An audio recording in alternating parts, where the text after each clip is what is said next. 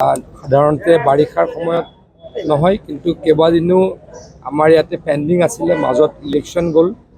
কেইবাবাৰো নলবাৰীত আমাৰ ডেট পষ্টপন হৈছিলে, গতিকে মাননীয় মুখ্যমন্ত্ৰী ডাঙৰীয়াই সিদ্ধান্ত ল'লে যে আজি নলবাৰীত কেবিনেট হ'ব।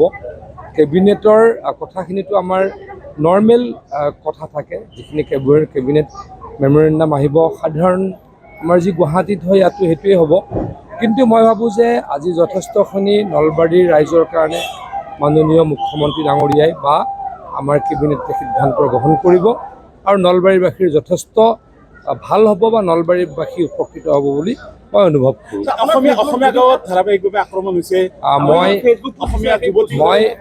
মই যোৱাকালি ফেচবুকত এই বিষয়ে বিতংকৈ লিখিছোঁ বা ৰাইজক জনাইছোঁ।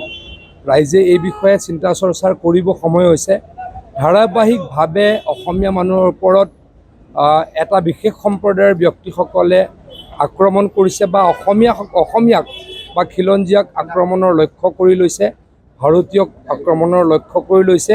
এয়া আমাৰ কাৰণে অশনি সংকট হয়। আমাৰ চৰকাৰে কঠোৰ হাতেৰে দমন কৰিবলৈকে চেষ্টা চলাইছে, কিন্তু কেতিয়াবা আইনৰ সুৰুঙা লৈও তেওঁলোকে পলাবলৈকে বা বাচিবলৈকে সক্ষম হোৱা দেখা গৈছে। এইটো অত্যন্ত গৰ্হিত কথা হৈছে বুলি মই অনুভৱ কৰোঁ। কিন্তু আমি চৰকাৰে বা আমাৰ প্ৰশাসনে এই ক্ষেত্ৰত নিশ্চয়কৈ কঠোৰ হ'ব আৰু কঠোৰ হ'ব, কিন্তু ৰাইজেও এইবিলাক কথা ভাবিব লাগে। তাৰ কাৰণে সকলোকে মই আহ্বান জনাইছোঁ। ডেফিনেটলি নিৰ্বাচনৰ পাছত বেছি হৈছে। মুখ্যমন্ত্ৰী ডাঙৰীয়াই কৈছে, আপোনালোকে দেখিছে যে আমাৰ যেতিয়া কোড অফ কণ্ডাক্ট চলি আছিলে, আমি কিছু কাম কৰিব নোৱাৰোঁ। তেতেই বৰপেটাত অসমীয়া গাঁৱত এটা বিশেষ সম্প্ৰদায়ৰ ব্যক্তিসকলৰ আক্ৰমণ হ'ল। ধুবুৰীত কোচ ৰাজবংশীসকলৰ ওপৰত সেই বিশেষ সম্প্ৰদায়টোৰ আক্ৰমণ হ'ল। আমাৰ মাজবাটত এজনী আমাৰ গোৰ্খা সম্প্ৰদায়ৰ ছোৱালীক ধৰ্ষণ কৰিলে। একেই কথা হ'ল ঢেকীয়াজুলিত এগৰাকী বাগানৰ ছোৱালীক ধৰ্ষণ কৰিলে। লখিমপুৰৰ খেলমাটিত থানা আক্ৰমণ কৰিলে। ধাৰাবাহিকভাৱে এই ঘটনা ঘটি থকাটো আমাৰ কাৰণে বেয়া লক্ষণ। কিন্তু এটা কথা আমি সকলোৱে উপলব্ধি কৰিছোঁ, কংগ্ৰেছে যে আগতকৈ অসমততো ভাল ফলাফল লাভ কৰা নাই।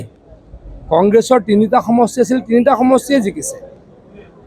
অসমত আমি 92টা সমষ্টিত আমি জয়লাভ কৰিছোঁ আৰু কংগ্ৰেছে 78 লাখ বা 79 লাখ ভোট যি পাইছে, তাত 58ৰ পৰা 60 লাখ ভোটেই সেই বিশেষ সম্প্ৰদায়টোৰ ব্যক্তিসকলে দিছিলে। গতিকে অসমত কংগ্ৰেছৰ বিশেষ একো ভাল হোৱা নাই। কিন্তু আমি যোৰহাটত পৰাজয় বৰণ কৰিলোঁ। তাৰ কাৰণে এই বিশেষ সম্প্ৰদায়ৰ ব্যক্তিসকলে ভাবে যে কংগ্ৰেছ দল আকৌ শাসনলৈকে আহিব, আমি এতিয়াৰ পৰা অত্যাচাৰ কৰিম আৰু অসমীয়াক এতিয়াৰ পৰাই মুখিমূৰ কৰিম। এয়া হ'বলৈকে দিব নালাগে। সকলোৱে এই ক্ষেত্ৰত সজাগ হওক, তাৰ কাৰণে অনুৰোধ কৰিছোঁ। কেবিনেটততো পলিটিকেল কথা আলোচনা নহয়। পশ্চিমবংগৰ লেখীয়া হৈছে নেকি আচলতে অসমখন? চাওক, অসমত বেয়া পৰিৱেশ হৈছে, পৰিৱেশ কৰিবলৈ বিচাৰি আছে। আজি হয়তো হিমন্ত বিশ্ব শৰ্মা ডাঙৰীয়া অসমৰ মুখ্যমন্ত্ৰী নাথাকিলে আৰু বেয়া কৰিলে হয়, কিন্তু ইয়াতকৈ বেয়া হ'বলৈ নিদিওঁ।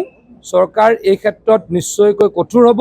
কিন্তু অসমৰ মানুহে অলপ বুজিব লাগে যে কংগ্ৰেছৰ নেতা কৰ্মীসকলে বিশেষ সম্প্ৰদায়ৰ ব্যক্তিসকলক তুষ্টিকৰণ কৰে, তেখেতলোকক সহায় কৰে, তেখেতলোকে এই কামবিলাক কৰিলেও গৰিহণা নিদিয়ে আৰু এই কামবিলাক কৰিলে ইনডিৰেক্টলি তেওঁলোকে উদগনি যোগায়। ডেফিনেটলি ভাবে যে নৰ্মেলি ক'ত জিকিছে, নগাঁৱত কংগ্ৰেছ জিকিছে আৰু ধুবুৰীত জিকিছে। এই বিশেষ সম্প্ৰদায়টোৰ যিহেতু তাতে সংখ্যা বহুল, তাতে জিকিবলৈ সক্ষম হৈছে। কিন্তু কাকতালীয়ভাৱে যিহেতু যোৰহাটত আমি হাৰিলোঁ, এতিয়া এই বিশেষ সম্প্ৰদায়ৰ ব্যক্তিসকলে ভাবিবলৈ আৰম্ভ কৰিছে যে অসমত কংগ্ৰেছ চৰকাৰ আহিব, অসমত কংগ্ৰেছ চৰকাৰ আহিলে আৰু কৰিম। আৰম্ভণি কৰিয়ে দিলোঁ, কি কৰিম আৰম্ভণি কৰি দিলোঁ। গতিকে এইটো তেখেতলোকে অসমীয়াক ধাৰাবাহিকভাৱে, খিলঞ্জীয়াক ভাৰতীয়ক ধাৰাবাহিকভাৱে আক্ৰমণ কৰিব বিচাৰিছে। আমি ইয়াক হ'বলৈ নিদিওঁ। আমি ৰাইজক সতৰ্ক হ'ব